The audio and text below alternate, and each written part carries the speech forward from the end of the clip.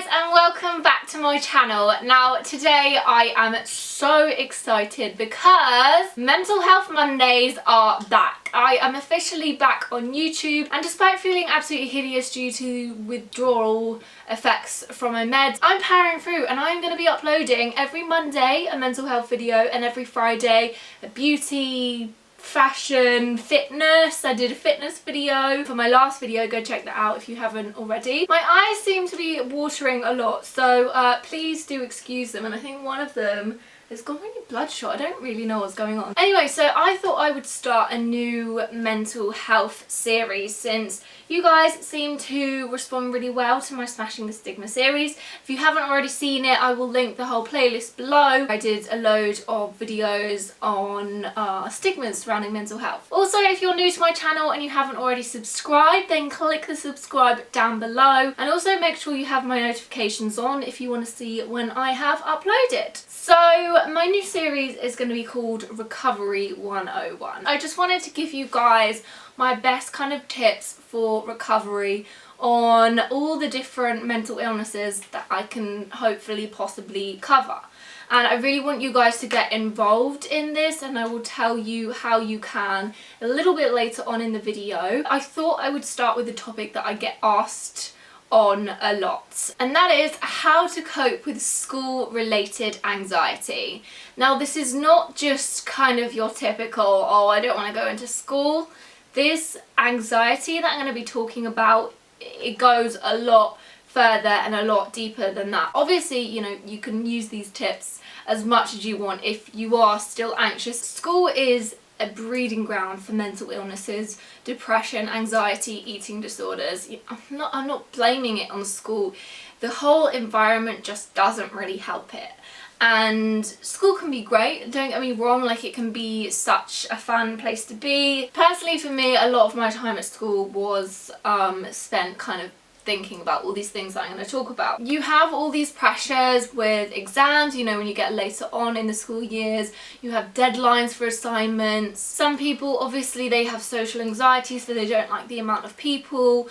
For me, I hated answering questions in a class because I didn't want to get things wrong. Like, I'd be so anxious to put my hand up even if I knew the answer. And then obviously you've got the whole kind of social side to school, the rumours, who's slept with who got drunk on the weekend, like just things like that. Just like every aspect of life is there. So I actually looked up some statistics on kind of young people and anxiety, and it says that 1 in 10 children and young people aged 5 to 16 suffer from a diagnosable mental health disorder.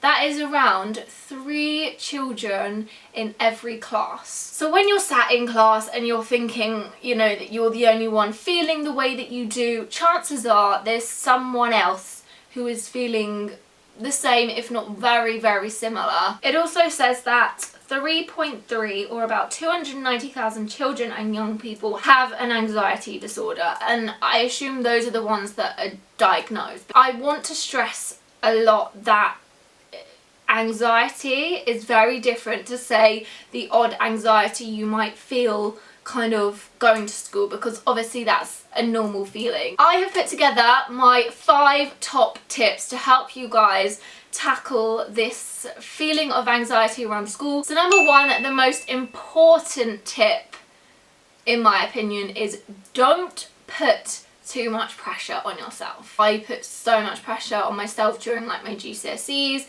and then onto my A-levels, and that actually had such a huge impact on my mental health. My advice would be take things easy. Now, it's so kind of easy to get caught up in this whole pressurized school bubble when your teachers and maybe your parents and just everyone is just throwing so much pressure on you. But what I want to remind you is that you need to take things at your own pace. Every single pupil in your school is different, and everyone is going to have their own way of doing things. Like the statistics say, there will be other people in your situation, and you might be able to find comfort in that, knowing that you're not alone. But it is most important to just not compare your situation to anyone else, because everyone is individual and everyone is different. If you need extra time to complete an assignment, then that's fine. If you can't concentrate some days in class because of your anxiety, then that's also fine. When you've got all these things like whirring around in your brain, it can make it very, very difficult to concentrate on what your teacher is saying. And then there might be, you know, anxieties based around even your current situation, being in a classroom. You need to be in a fit state mentally to be able to do your best in your school life and your school work. And if you're not, it is important to take that time to do whatever you need to do, to just take a break, ask for an extension, whatever. Just give your brain, like you would any other body part, time to repair itself, to be able to work at the kind of best it can. If you need to take a couple of minutes out of your day, an hour, a whole day out of your week to be able to actually function and do your schoolwork properly, then that's fine. The most important thing is that you're looking after your well-being, and I'm gonna cover that more in another point later. So number 2 is putting methods in place to make your school day easier. So for me, this starts with a kind of really nice morning routine. Now you might not like what I have to say, but in my opinion, even if I don't like doing this, it just helps me, or did help me so much more when I have a kind of good morning routine that I look forward to. Even if you feel like you want to sleep into the very last minute, take 5 minutes to get ready and dash to the bus to school, that's actually gonna make you feel worse, because, well, for me, it just made me feel really like unprepared. I was really kind of like, oh my god, like flustered. And with anxiety, I think a lot of it is that it can feel quite out of control. And if you can kind of have a really nice leisurely morning before school, everything will hopefully feel more in control for you. So number 1 is making yourself a nice breakfast. Make sure your mum buys you your favourite cereal, or if you don't like cereal, make sure you have in stock, you know, eggs, toast, Nutella, whatever you want. And just take your time to get ready. Make yourself feel nice, because I feel like when you feel like you look good, then you feel better. Now when it comes to your actual school day, I think it's really important that the people around you kind of know, because a lot of the time anxiety can be passed as kind of, you know, laziness or unwillingness to do things. If your parents do know, I think it's a good idea that they maybe speak to your, I don't know, your head teacher, or maybe even just your teachers, your head of department, whoever, just to let the school know that this is the situation, you have anxiety, it's not you being lazy, it's not you being rude or anything that it might come across as.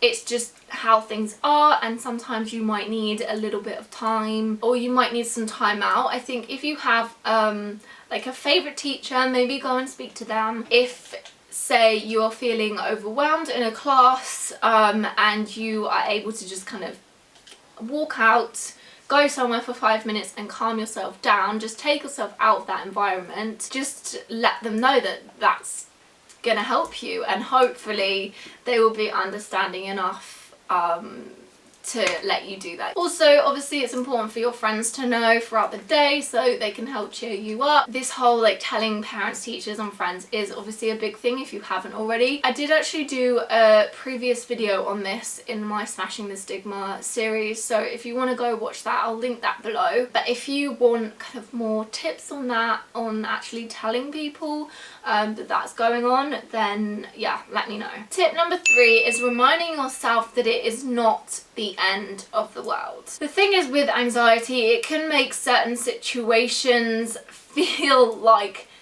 they are the end of the world, and it's important to take yourself kind of out of that anxiety bubble. So every single morning I want you to remind yourself that you can do it, you can get through the school day, because anxiety is not going to stop you. Think about the positive things of school. It's so important to not kind of just get swept away with the negatives, you know, that anxiety is making you think about. Think about seeing your friends. You might enjoy the lunch at your school. feel. You might enjoy certain lessons. What you need to do is you need to challenge those thoughts, and you need to kind of look at it from an almost outside perspective and rationalize with yourself, because it's not the end of the world. Like, even though it may feel like it, you are not gonna die. Okay, so number 4, which is kind of related to my first point, is that grades aren't everything. You might be in your current GCSE year now and feeling the peak of anxiety because you feel like you're not going to get those A stars. I was in that situation. I was completely engulfed with the fact that I had to get, I don't know what it was, like minimum 5 A stars because I wanted to get into a really good university. And this was all I thought about. Like, during my GCSEs, I literally like shut everything else out and I just focused on my exams, which is not advisable. That is not what you're supposed to do. And it's difficult when, you know, you're having assemblies, your teachers are telling you this, you might have added pressure from your parents, and then, you know, the internalized pressure. But again, you need to take yourself out of that situation and realize that your mental well-being is far more important than any grades. Let me tell you, it is not worth your mental health suffering just to get good grades, because chances are you're going to do that at the next set of exams, A-levels, which is what I did, and have a breakdown, or if it's not there, it's going to be at university. There needs to be a balance in your life. You cannot be all consumed by getting good grades, doing well in your assignments. Just do the best that you can possibly do in that situation. And if it means that you get, you know, slightly lower than what you'd expected, but your mental health is still intact, then I think that is the most important thing, because your health and your happiness should be your number 1 priority. And I really think that they should teach this in schools. Nowadays, there are so many options when it comes to your future. There are so many kind of paths that you can take. Like, for me, I mean, I've had a very kind of up and down journey. Like I said, made myself ill during my GCSEs, got a little bit better, did the same for my A-levels, dropped out of college, went to hospital, went back to finish off my A-levels and didn't end up getting as good a grades as I wanted, but I still did really well. Last minute decided I wanted to go to university, went to university for 3 months, and I dropped out to do YouTube full time. You can never really know kind of what's ahead of you and what's gonna pop up. If you don't have a plan right now in your life, that is fine. I think the most important thing is to make sure you divide your time, make sure you factor everything in. So yes, you do want time to study, and yes, you do need time to revise when it comes to your exams, but you also need time to look after yourself.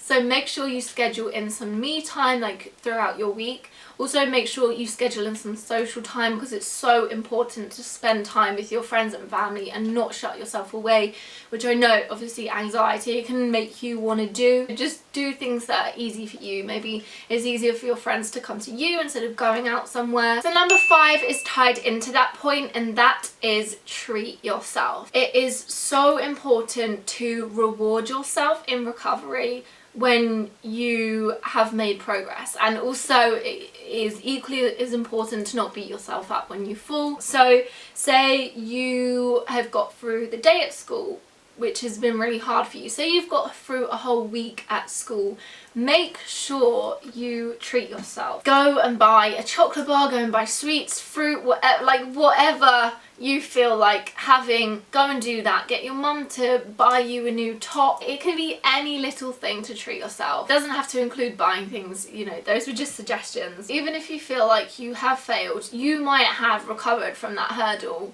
really well. You need to kind of be able to analyze things and not look at them through like these negative rose-tinted glasses, because yes, you might have had a really shit week, but you might have been able to pull yourself out of that mood and get yourself to school on a Friday.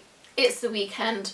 Go and treat yourself. I really hope those tips helped you guys. Hopefully you can try them this week at school, and I need your suggestions for future recovery videos. I have a few kind of topics in mind, but I'd love to hear from you guys. And I'm also going to be putting kind of tweets and Instagrams out when I'm about to kind of film something, if you guys have any recovery tips, because I want you to be as involved as possible. I want us to be like a big online community of love and supportiveness. Recovery is a difficult time for a lot of people. It's not all smooth sailing on the up. It usually goes kind of like this in the general upwards direction, hopefully. So give this video a thumbs up if you did like it, and make sure you share it with anyone that you think it might help. And yeah, make sure you're subscribed if you're not already, and I look forward to seeing you on Friday and then for my next Mental Health Monday. Goodbye!